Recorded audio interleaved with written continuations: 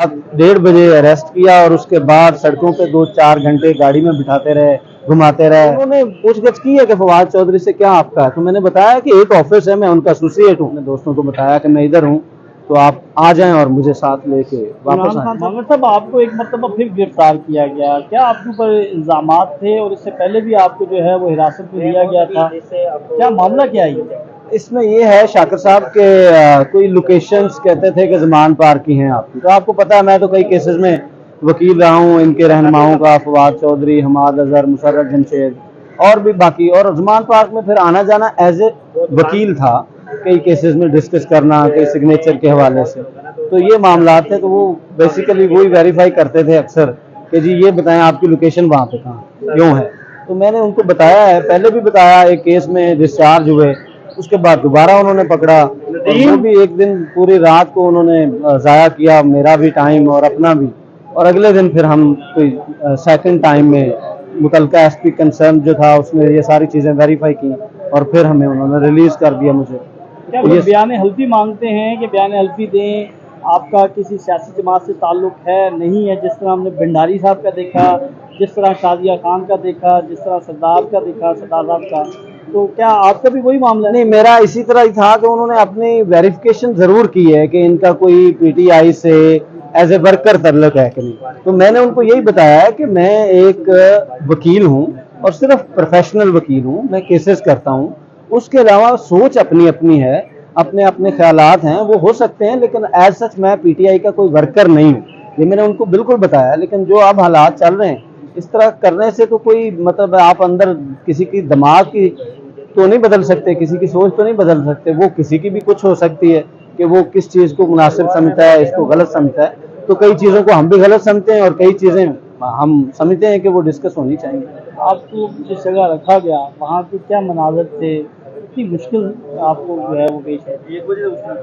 अब इसके ऊपर क्या कहा जाए, मैं यही कह सकता हूँ कि वो जो तकरीबन रात 1:30 बजे अरेस्ट किया और उसके बाद सड़कों पे 2-4 घंटे गाड़ी में बिठाते रहे, घुमाते रहे, फिर एक जगह पे लेके गए, वहाँ पे फिर रात को उन्होंने रखा मुझे और सुबह कोई 12-1 बजे मैं एक कुर्सी पे ही बैठा रहा सारी रात।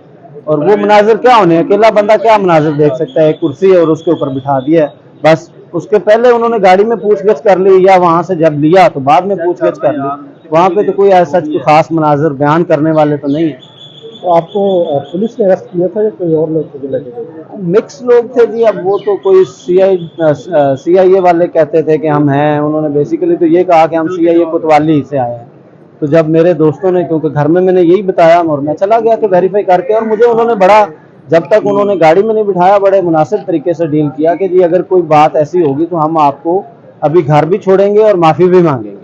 लेकिन जैसे गाड़ी में बैठ गए, हम मोबाइल ले लिया और उसके बाद वो घुमाते रहे। हालांकि मैंने उनको जुबानी सारी बात बताई कि मैं इससे पहले खुद पेश होके मैं अपनी सारी सेटिस्फेक्शन करवाया हूँ, तो वो नहीं माने। खैर वो रात को उन्होंने रखा और अगले दिन उन्होंने वो चीज़ें वेरीफाई की और फिर मुझे उन्होंने रिलीज़ किया, मुतलका एसपी कैंट ने, जो एसपी हैं उसके ऑपरेशन के। तो क्या उन्होंने माफ़ी मांगी फिर आपसे कि जी हम आपको गलत लेके गए? नहीं, ऐसा कुछ नहीं हुआ, लेकिन उन्होंने यही कह देना उस वक्त हमारे, मेरे लिए, क्योंकि मैं अकेला पीछे कंसर्न किसी बंदे से राब्ता भी नहीं था और मुझे तब तक नहीं उन्होंने बताया कि हम कहाँ लेके जाएंगे, क्या करेंगे।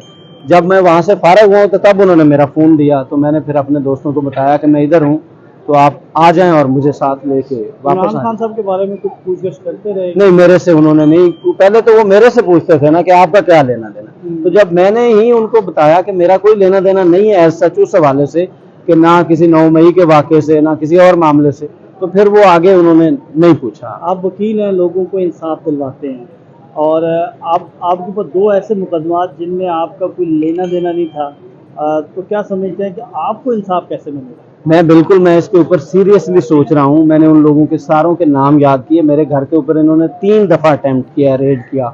एक दफ़ा मैं घर पे नहीं था, मेरी फैमिली को इन्होंने हरासा किया, बदतहजीबी की, फजूल बातें की, और उसके बाद कुछ दिन बाद फिर मैं घर में कोई भी नहीं था तो इन्होंने घर के ताले तोड़े और घर के लॉक को तोड़ के वो सारी उन्होंने मूवी बनाई, ऊपर वाले पोर्शन को लॉक तोड़े, बड़ा उन्होंने किया। और तीसरी दफ़ा मैं खुद घर में मौजूद था, तो मेरे साथ भी वो दीवार गेट फलांग के आए आप मैंने उनको कहा कि आप मुझे फ़ोन कर देते, मेरा फ़ोन हर वक्त ऑन होता है, मैं हाई कोर्ट में होता हूँ, सारा दिन प्रैक्टिस करते हैं, शाम को दफ्तर बैठते हैं, उसके बाद घर आ जाते हैं।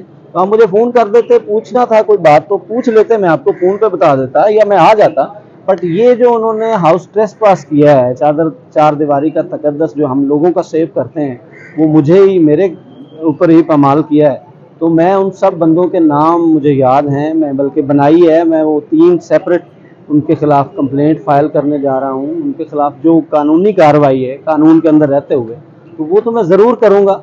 अब देखते हैं आगे अदालतें क्या करती हैं या क्या इंसाफ मिलता है, तो वो ज़रूर हम कोशिश करेंगे कि हम कानून के मुताबिक कार्रवाई करें। फवाद चौधरी साहब के बड़े करीब आप समझे जाते हैं, क्या फवाद चौधरी साहब के हवाले से भी कोई इन्वेस्टिगेशन हुई? और दूसरा, फवाद चौधरी साहब के साथ कोई रब्ता हुआ है आपके साल में? जी, मेरे उस्ताद हैं, हमारा एक चैम्बर है, वो भी वकील है सुप्रीम कोर्ट के, मैं भी वकील हूँ। राब्ता होता है, बिल्कुल अक्सर होता है, उनसे मामलात डिस्कस होते हैं, यही लीगल मामला, और तो कोई नहीं। और उन्होंने पूछगछ की है कि फवाद चौधरी से क्या आपका है, तो मैंने बताया कि एक ऑफिस है, मैं उनका एसोसिएट हूँ, इसके अलावा मेरा उनके साथ पॉलिटिकली चीज़ें तो नहीं है, हमारा एक फैमिली है, हम कब से इकट्ठे हैं उनके ऑफिस में, हम उनके साथ, मैं एसोसिएट हूँ 10-12 साल से, तो वो चीज़ें तो इसी तरह ही हैं, इसके अलावा कोई बात नहीं।